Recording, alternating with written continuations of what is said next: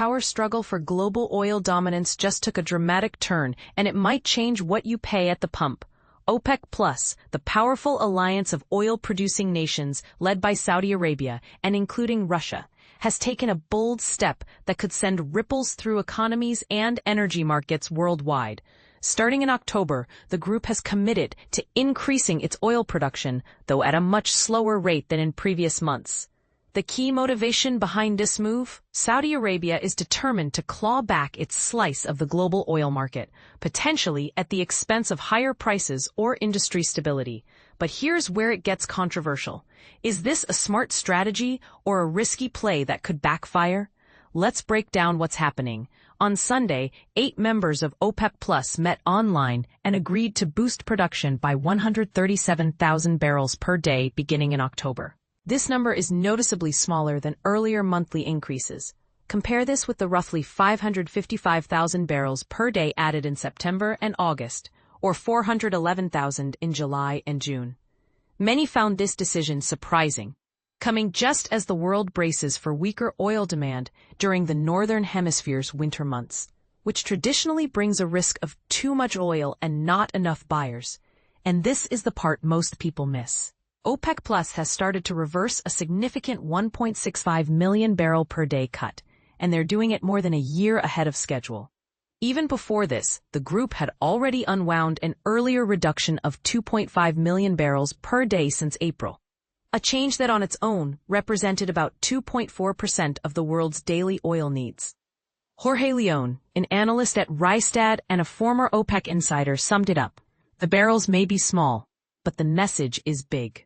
In other words, the actual increase in oil flowing into the market isn't huge, but the underlying signal is unmistakable. OPEC+ is now prioritizing its hold on market share, even if it means risking softer, lower prices. This balancing act between price and market influence is at the heart of the debate. Here's what makes the coming months so unpredictable.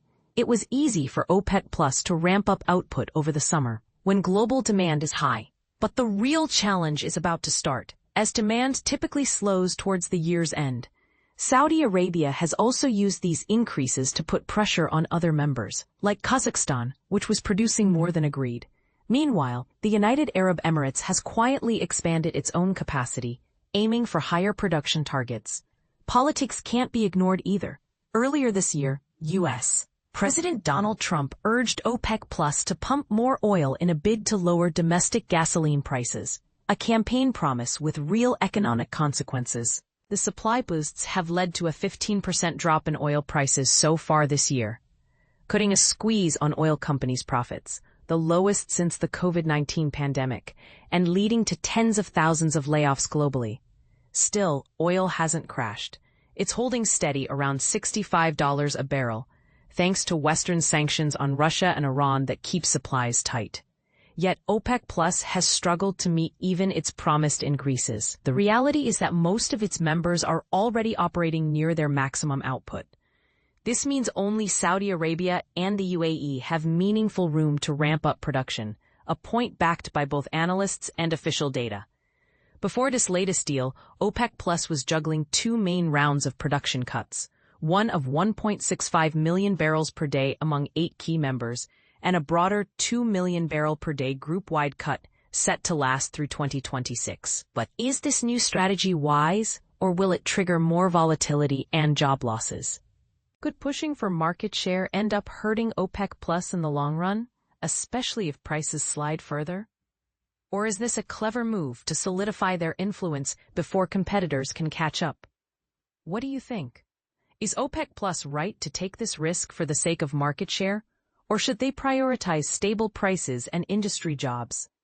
Should major players like Saudi Arabia and the UAE have such power to shape global energy costs? Jump into the comments and share your view. This is a debate you won't want to miss.